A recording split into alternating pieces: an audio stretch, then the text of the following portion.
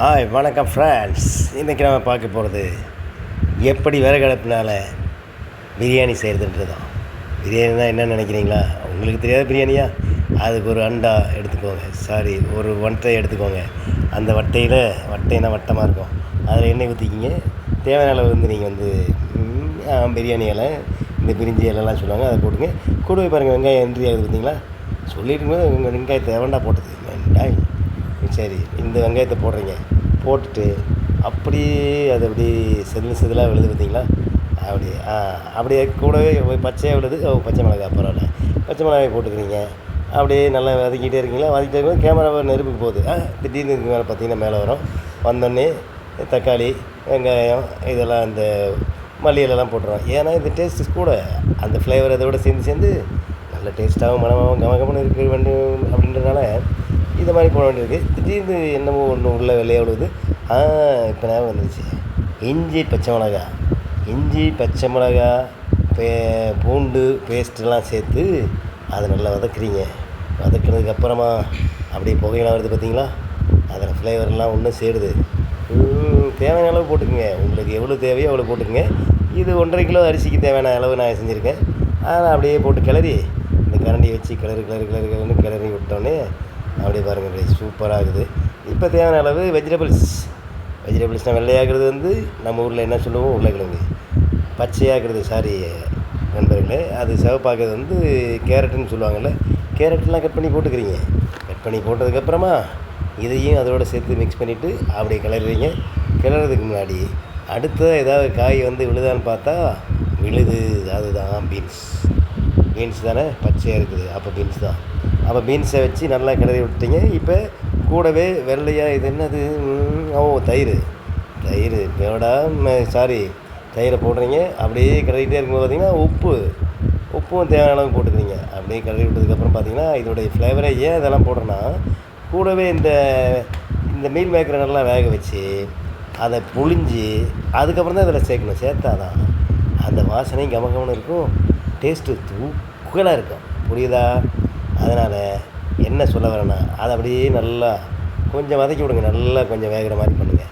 பண்ணிகிட்டே இருக்கும்போது இப்போ இதெல்லாம் எதுக்கு இப்படி பண்ணுறது தெரியுமா? மஞ்சத்தூள் சேர்க்குறது ஆன்டிபயோட்டிக் சொல்லுவாங்க. அதே மாதிரி ஃப்ளேவர் கலருக்காக அப்படி கொடுக்குறது.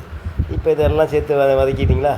வதக்க அப்படியே தேவையான அளவு பிரியாணி பொடியாக இருந்தாலும் சரி, கரம் மசாலாவாக இருந்தாலும் சரி, அதே மாதிரி பிரியாணி பொடியாக இருந்தாலும் சரி, வேறு பெப்பர் பொடியாக இருந்தாலும் சரி, எல்லாம் இதிலேயே போட்டு கூட்டமாக சேர்த்து கலந்துட்டு, கூடவே இன்னொருத்தன் ஒருத்தன் எட்டி பார்க்குறான். அவன் தான் காஷ்மீர்லேருந்து வந்திருக்கிற சில்லி பவுடர். அந்த சில்லி பவுடர் போட்டோன்னே இவனுங்களாம் ஒன்று கூடி இப்போ பெரிய மாநாடு மாதிரி நடத்துகிறானுங்க. அச்சோ, மாநாடுன்னு சொன்னாவே பயமாக இருக்குது. ஏதாவது ஆமாம், இந்த மாநாட்டிலையும் எல்லாம் மிக்ஸ் ஆகி ஒரு மாதிரி தான் ஆக போகிறானுங்க. இவனுங்கள்லாம் ஒன்று சேர்ந்து நமக்கு பிரியாணியாக மாறி வயிற்றுக்குள்ளே வரப்போகிறானுங்க. ஆகையினால் நான் என்ன சொல்ல வரேன்னா, இதெல்லாம் கிளறி அப்படியே நீங்கள் பொன்னிறமாக வறுத்துட்டிங்கன்னா என்ன ஆகுன்னா, நமக்கு இப்போ நல்ல கமகமன்னு வாசனை வரும். உப்பும் தேவையான அளவு போட்டுடுறோம். எல்லாத்தையும் சேர்த்து தண்ணி ஊற்றுறோம். தண்ணி ஊற்றிட்டா தான் அடுத்து என்ன ஆகுன்னா, நல்லா கொதிக்க விட்டு அப்படியே நைஸாக அப்படியே கிண்டி விட்டுட்டு, இது வேறு ஐஸ் ஃபீடு பண்ணியிருக்கு, பரவாயில்ல. அப்போ தான் கொஞ்சம் நல்லாயிருக்கும் பார்க்குறதுக்கு. இப்போ என்ன ஆகுது, இப்படியே பண்ணிகிட்ருக்கிறச்ச எல்லா அளவும் எல்லாம் ஒன்று கூடி சுவையாக இப்போ மாறிக்கிட்டு வராங்க. இப்போ உப்பு, கலவை, மசாலா எல்லாம் ஒன்று சேர்ந்து டேஸ்ட்டாக இப்போ கொதிக்க அடுத்த ப்ராசஸ் என்ன அப்படின்னா, இந்த மாதிரி விறகடுப்பில் செய்கிறபோது ரொம்ப டேஸ்ட்டு தூக்கலாக இருக்கும், கமகமன்னு இருக்கும். புரியுதா இல்லைங்களா? டேஸ்ட்டு வேஸ்ட்டு இல்லை, டேஸ்ட்டாக இருக்க போகுது. ஆமாம், அதனால் பிரிஞ்சி வேணும்னா நாம் கொஞ்ச நேரம் இதெல்லாம் கொதிக்க விடுற வரைக்கும் நாம் வெயிட் பண்ணணும். வெயிட் பண்ணாதான் இது கொதிக்கும்போது நாம் ஏதாவது செய்யணுமே, என்ன பண்ணுறதுன்னு தெரியல. அதனால தான் இப்போ பாட்டு பாடுறேன்னு நினச்சிட்டு இருக்கீங்களா? அப்படி இல்லை மக்களே. இப்போ என்ன பண்ணோம், இது ஆல்ரெடி பச்சை தனியாக ஊற்றலாம், சுடு தனியாக காய வச்சு ஊற்றுனீங்கன்னா ரொம்ப நல்லது. புரியுதா? இப்போ அரிசிலாம் சேர்க்கணும்.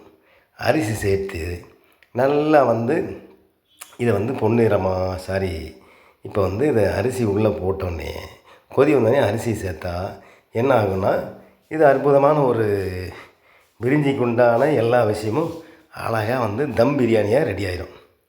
சரிங்களா? ஆகையினால் அழகு அழகு அதில் நீர் சுவை சேர்த்து சாப்பிட்டா நல்லா இருக்கோ, சாப்பிடுங்கோ சாப்பிடுங்கோ, அரிசியை உள்ளே போடுங்கோ, ஏற்றுங்கோ. ஆமாம், தேவையான அளவு அரிசி ஏற்றுங்கோ. நாங்கள் 6 கிளாஸ் அரிசிக்கு இந்த வட்டையில் செஞ்சுருக்கேன். நீங்கள் 1 கிளாஸ் 2 கிளாஸ் தேவையான அளவுக்கு மசாலா போட்டு இதே மாதிரி பாட்டை போட்டு அந்த வட்டையை போட்டு கடைசியில் நல்ல ஒரு அழகான ஒரு பிரியாணியாக ரெடியாக போகிறது பாருங்கோ. ஆமாம், இப்போ அடுப்பை நல்லா ஏற்றுங்கோ. விறகடுப்பில் சூப்பராக செஞ்சு அப்படியே மேலே மூடியை போட்டு மூடி விட்டோன்னே பிரியாணி ரெடி. இங்கே பார்த்தீங்களா, அழகாக சூப்பராக வந்துருச்சு. இப்போ நம்ம மேலே அப்படியே பரபர நெய்யை தூவி விட்டு அழகாக அப்படியே கமகமக்கும் பிரிஞ்சி biryani, meal maker biryani ready. இப்போ நாம் எடுத்து இப்போ அழகாக எல்லாருக்கும் சர்வ் பண்ணி சூப்பராக எல்லாருக்கும் சாப்பிட்லாம். நல்ல அற்புதமான ஒரு லஞ்சு ரெடி. இந்த மாதிரி நீங்களும் உங்கள் வீட்டில் செஞ்சு பாருங்கள். மிக்க மகிழ்ச்சி. நன்றி.